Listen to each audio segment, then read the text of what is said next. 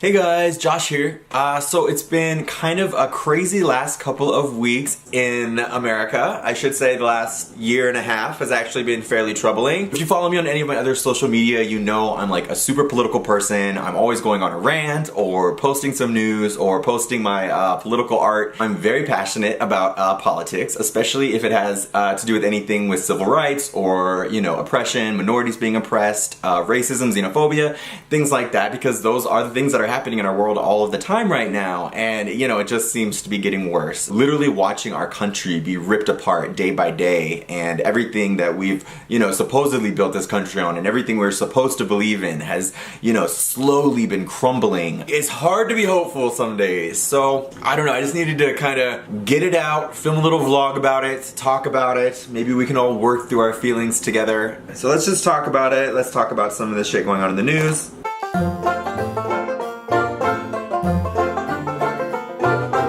So America's latest disgrace of the week, I guess, is the fact that we have children in cages. So that's fun. Yeah, that's great. Unless you're living under a rock, you have heard that border cities in this country are detaining families and separating families. Over 2,000 families have already been separated. You know, there's not really an end in sight. Families that are seeking asylum because they're coming from places where, you know, they think life is even worse, but here they come to America and they see, you know, just the kind of the backpedaling that we're doing. Here we sit in 2018 and we literally have children that are being ripped away from their families, put in camps, into cages, sleeping on the ground with, you know, the bare minimum essentials. You know, they have no idea what's going on. A lot of them can't, you know, even understand what's going on. Some of them are too young to understand what's going on. When people were calling them out on being cages, I think the official statement was that they were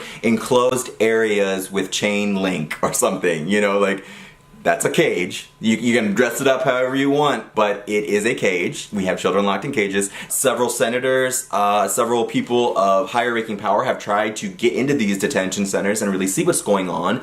They've been constantly denied access. There's recordings from these detention centers where you're hearing children scream for their parents. Parents had to listen in the next room, crying children. You can hear the screams. It's insane. Can you not see similarities between, I don't know, Nazi Germany or maybe Japanese internment camps? Now we have children in internment camps. Trump is literally made a statement saying that the kids would be released to their families when he gets his wall. Like, if that's not some fucking super villain shit, I don't know what is. Like, literally he's willing to trade children for a vanity project in guise of protection for our country. That's crazy to me. Your president created a law that allows them to keep children in cages. Like, I can't even say it. It's insane. It's insane. The world is falling apart. Is this real life?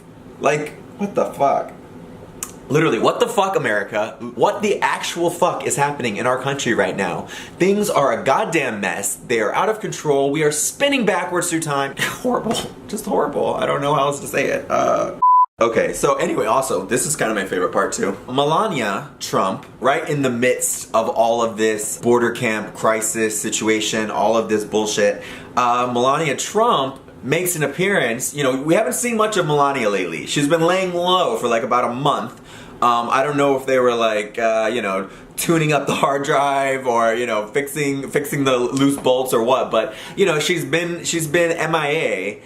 So one of her first appearances back, she's wearing a damn coat that says, I kid you not, like, I really thought, when I first saw this, I thought, oh, someone photoshopped that. That can't be a real thing. Like, even Melania Trump wouldn't wear this fucking coat that said, I really don't care. I really don't care to you. So I don't care. She doesn't care. Trump doesn't care. Nobody cares. Fuck the little children. Basically, that's exactly what it says. She said, I don't give a fuck. Like, she goes, y'all dumb immigrants getting caught at the border. This bitch, she's fucking the president's wife. So she does not care about any of the other immigrants. She got her immigrant come up. I used to sort of, I don't know, feel sorry for her. I always thought that she was kind of like Just a mail order bride, a hooker that, you know, she's just got in way over her head. She just thought she was gonna come over, suck a little orange dick, and get paid. And here she finds herself First Lady of the United States. You know, I kinda always thought there was that narrative, and there was always this like hope that she would like escape and tell all, and no. That bitch in her coat, in the atmosphere that we're in, with everything going on, with the, first of all, the Civil War basically going on in our country, and then on top of that, the children and parents being separated, the families being separated, and, you know, all the pain that that's causing, you'd think she'd have just a little bit of human decency, but no. I used to get a little mad because there was a lot of misogyny directed at her from the liberal side sometimes, and this whole mail order narrative that I'm just doing, but she's part of the problem 100%. You know, I always thought when she was like pulling away from his hand, like maybe she's sending us a message. She's gonna try to break off. Maybe she'll pull like a Katie Holmes and like, you know, secretly get away somehow. But yeah, that's not gonna happen. She's clearly ignorant to the problem, ignorant to the cause, turns the other cheek. She doesn't care. She's just another bad person in the Trump administration. What else is new? Officially, Melania's people said the coat had no message and was just, I think, a fashion choice or something, and then but I think the Trump administration or someone from the White House said, oh no, it was directed at the false media or the fake news or whatever. So, you know, whatever the message was from Melania, it was loud and clear. I'm a rich white bitch and I don't give a fuck about any of you. So, message received, Melania. Also in major upsetting news this month, the Supreme Court continually decides to let us down. First of all, the Supreme Court sided with that baker who didn't want to bake a cake for the gay couple. You know, it finally went through the court system, and even though in civil cases it was deemed that the gay couple was in the right, it turns out our Supreme Court struck it down, ruling it violated religious liberties. Okay, it's complete bullshit. We all know. This is a huge step back. It's a slap in the face. The right wing is kind of toting it as a win for religious freedom, so that is basically a win for white Christian values, I guess, which is in turn dangerous to every single minority in this country. Anyone who looks different, acts different, is a little different, you know, this is the beginning. These little steps here, the baker and the cake here, that starts at one thing. Abortions are gonna be illegal. They're going to try to overturn gay marriage. Union rights are gonna be out the window. They're gonna favor big business even more, like they consistently do. It's a domino effect. As soon as they take out one of us and they start passing legislation against one of us, it's like, excuse my nerdness, but it's the Mutant Registration Act, you know. Once they start passing laws that discriminate between people of any kind, that's where we're gonna have a problem, because our country isn't supposed to be built on discrimination of any kind. And religious freedoms, while we do have that in this country, we also have a separation of church and state, which means that religion plays no role in what the government dictates in our lives, and yet here we are, laws being made, laws being upheld that discriminate. Point blank period. It's discrimination at its core. My advice to all LGBTQ people, all people of color, all Muslims, all Jewish, anybody who's ever been discriminated, anyone who feels like they may be under attack in this country, I say fight back, make a scene. If you don't want to serve some Trump supporter, don't serve a Trump supporter. Someone walks in wearing a MAGA hat, tell them to fuck off. If you can afford to, if it's not going to damage your job life or your life too much, I definitely encourage you, lay on the discrimination. They want to play dirty and they want to do all this bullshit. You have to play at their level. They don't make excuses. They don't make apologies. Liberals need to buckle up, show some balls. They gotta fight back. Stop wanting to compromise. Stop wanting to make apologies. Stop wanting to make nice. It's not working and it's not gonna work. The only thing that these people understand is lowest common denominator bullshit. I know, they go low, we go high, and in a perfect world, that would work. We live in a very imperfect world right now, and the only way to win is to beat them at their own game. More shitty news about the Supreme Court. One of the justices, some old white Christian man, is retiring, and now there will be a vacancy in the Supreme Court, which Trump gets to pick. Not that the Supreme Court's been highly effective for us lately, but now with an open seat, Trump can put whoever he wants in. So it's just going to be a disaster. They're literally going to control all parts of our government. This is sort of like worst case scenario. Also, the Supreme Court upheld Trump's Muslim ban. So yay, more Islamophobia, more xenophobia. Still labeling all Muslim people as terrorists, still keeping up this narrative. The Supreme Court is now enforcing homophobia, xenophobia, discrimination.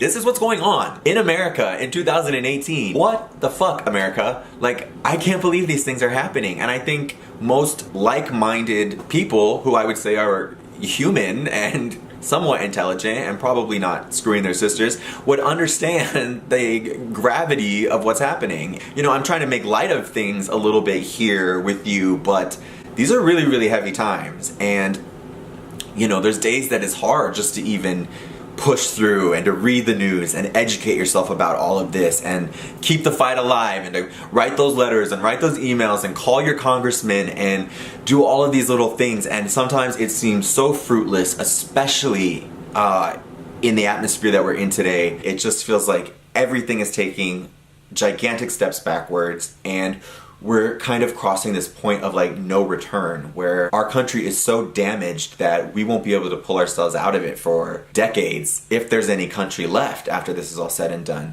I live my life daily worried about the state of this country, that there's not something worrying me or scaring me. Even at the height of fear and terrorism and shit like that in this country, I've never felt any kind of fear that I fear now for minorities in this country. The other side doesn't seem to be able to see what minorities experience, what people of color and immigrants and people of different religious backgrounds and LGBTQ people, what they experience, the kinds of discrimination, the kinds of, you know, like they have to live in fear. I'm a fucking white male, so yeah, I'm gay, whatever. I'm a white male, and so I can turn it off for a minute, you know? I can turn off the dramatics of the day and just live through my day. But someone who is of color or someone who's a Muslim, they can't just turn off hearing about that discrimination for the day, because they have to face it everywhere they go. Just going to the store, going to get coffee. The past like 20 years or so where we've, you know, I feel like gay people have gained some traction and people of color have gained a little more traction, at least in media. It's all going right out the window, and it's going at such a rapid pace that I feel like as a country we're never going to be able to recover from it. There are so many dangerous precedents that are getting set with this administration, and there's kind of this no comeback zone that we're entering as America. You know, this country has done this many times, between the Civil War, between Vietnam. You know, when the government is failing us, it's our duty to stand up and fight for what's right and keep fighting. And even though they're gonna try to keep us down and try to keep our fight down, we have to keep going, keep fighting, keep sharing what's going on in this world, keep sharing our opinions about things, keep writing your senators, writing your representatives, keep the fight alive, keep marching. You have to keep yelling in the streets and communicating to people and speaking out on why this is wrong and showing the human element of it all, because that's what gets lost in the mix sometimes. I know this was probably a little exhausting. If you even stayed through it, I don't know. I could barely make it through it. I just have been having so many feelings about everything going on, and I feel like I'm going crazy, and I know there's other people that feel that way too, and I just had to get some of this off my chest. I had to bitch, I had to moan, I had to vent a little bit. Hopefully some like-minded people will chime in and we can commiserate together and try to inspire each other to stay strong. I know it's important that we kind of keep the hope alive and keep the fight alive and try to stay positive, try to stay motivated. You know, I need it sometimes too. Thank you guys for bearing with me, listening to me rant and rave and be a little crazy. I don't know what else to say. We just gotta keep the fight alive, stay strong. Minorities in this country, people of color, people of other religions, LGBTQ people, I am with you. There are many people with us. We gotta keep the fight alive. It's gonna be worth it in the end, and if not, I guess we're all moving to Canada. So I know, luckily they have open borders. You know, Canada actually accepts refugees and people seeking asylum, unlike the fucking United States. Like, these people are seeking asylum and we're putting them in cages. Like, what the fuck, America? Anyways, okay. Alright guys, thank you so much for watching. If you feel like leaving a comment, go for it. I'm afraid to ask what kind of comments I'm gonna get with this one, but like, comments, share, subscribe. I'll try to have a more uplifting or positive vlog next week. I know this one's a little bit heavy, long and heavy, I know. If you stuck it out, you're probably a little bit down right now. So go have a drink, go have a smoke, go watch some RuPaul's Drag Race or whatever you do to put a smile on your face, because we need it these days. It's those little things. We need those little things to keep us smiling, because the real world is not such a great place these days. So, okay guys, thank you so much. I will talk to you soon. Take care. Have a great week. Bye guys.